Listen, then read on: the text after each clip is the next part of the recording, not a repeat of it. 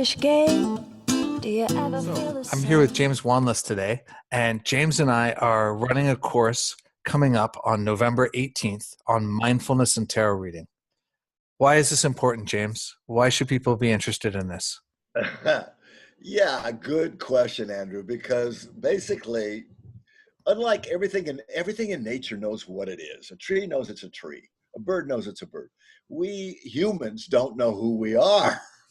And a tarot deck gives us a real serious clue to who we are. And mindfulness is all about being aware of me, of who am I, who are you.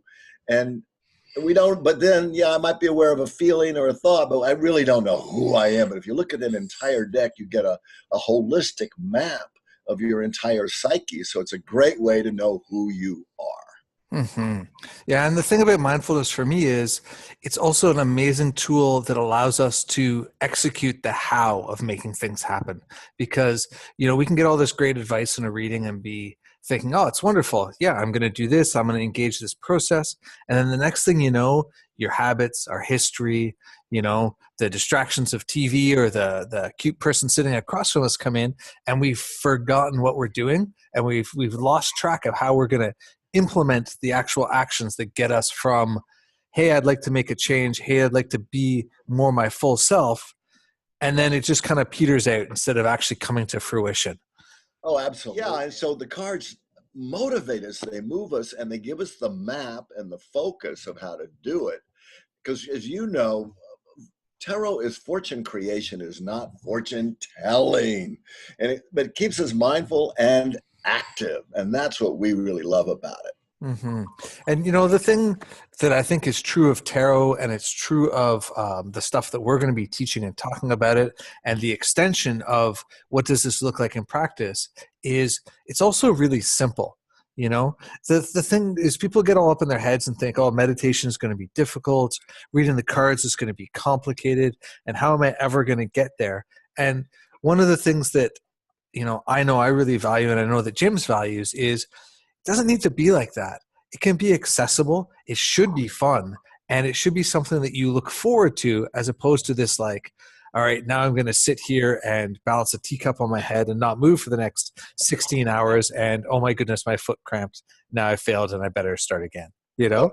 Right. Oh, and fun is big, and therefore we keep doing it, Mm-hmm. And I do like the fact also of the so-called negative cards. Because when you pull a negative card, you see this card out in front of you, because cards are psychological mirrors. They're symbolic mirrors of us, because it allows us to remember who we are. And we all have setbacks and disappointments. But like cognitive behavior therapy, the tarot says, hey, look, you had a setback, but in setback is actually, the flip side is an opportunity. Here. Stagnation might be rest, all of these negativity into positivity. So they keep us mindful of the fact that it's all mental. We can change things by how we interpret things. And that's the brilliance of the psychology. Exactly. And that's the power of mindfulness, is that we then get to drive the car. We get to be like, this road isn't what I wanted. Okay, I can drive the car. I can make a right and get onto something else.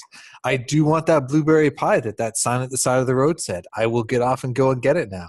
We can set ourselves wherever we like, and whenever these negative cards come up or whenever these hard times come up, this mindfulness and choosing to turn into it and engage it and acknowledge it really allows us to say, hey, wait, this sucks. And I don't like this, and this isn't what I wanted, or, whatever.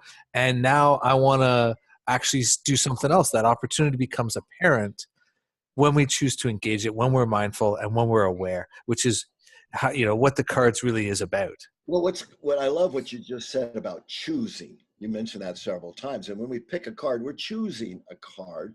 And life is it's a menu of choices. So we have choice, and we can choose how to look at ourselves and look at our life, look at how we interpret things. And that's what just choosing a card is, a great symbolic, mindful reminder that we have choice. Come on, and it is, as we know, it's all psychology. Success from the inside out. So if we don't have it together up here and in here, it's not going to be together out there. And so tarot is such a great psychology for keeping it together, keeping it whole, and keeping it real. So if you're thinking of taking the course, do it. It's going to be awesome. Well, It's going to be a lot of fun. What is a person going to get out of taking this course? Why should they take this class here, this course? All right. So from my point of view, what people are going to get out of the parts that I'm teaching is they're going to learn how to find the ways to remember their mindfulness and to help them carry their lessons and ideas and plans and things into the world. And they're also going to learn how to adjust their sense of self so that it becomes more malleable, so that they can have more perspective on it, and so that they can craft and adjust it in a conscious way so that it helps them manifest the life that they're looking to create. Not bad. Sign me up. All right. And what are they going to get from your part, James? Well, I like, well, there's a lot of things. Well, I think this class or this course is good. I like the mythicness of the tarot, because a lot of us think, well, I'm okay, you know, and Andrew, you're okay. We're all okay, but so what? Kind of mediocre. But tarot is mythic. It's heroic. It means you're not just a little bit intuitive. You are the priestess. You know, it's not that you can just make things happen. You are the magician. You know, it's not that you just like to stay home alone. You are the hermit.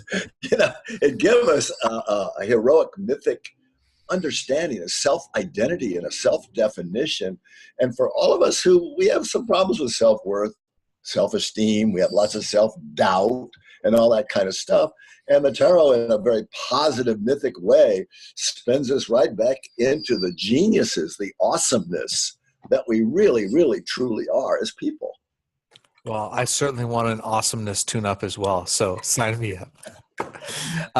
If you're looking to check it out, there's more information at hermitslamp.com/events, or also right on the front page of the Hermit's Lamp as well. Class is November 18, 7:30 p.m. Eastern Time, $40 US, and it's going to be wonderful.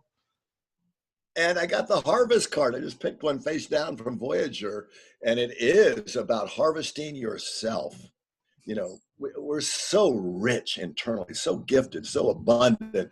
What the Mindfulness Tarot does for us, it helps us bring it out. So, like you say, a $40 investment is really nothing compared to the riches that it's going to bring to you. All right. So hopefully we'll see you there. And if you got questions, send them to me or send them to James, and we'll be happy to answer them for you. Talk to you soon. Do you ever feel the same? Well, maybe we could change, turn the ship another way.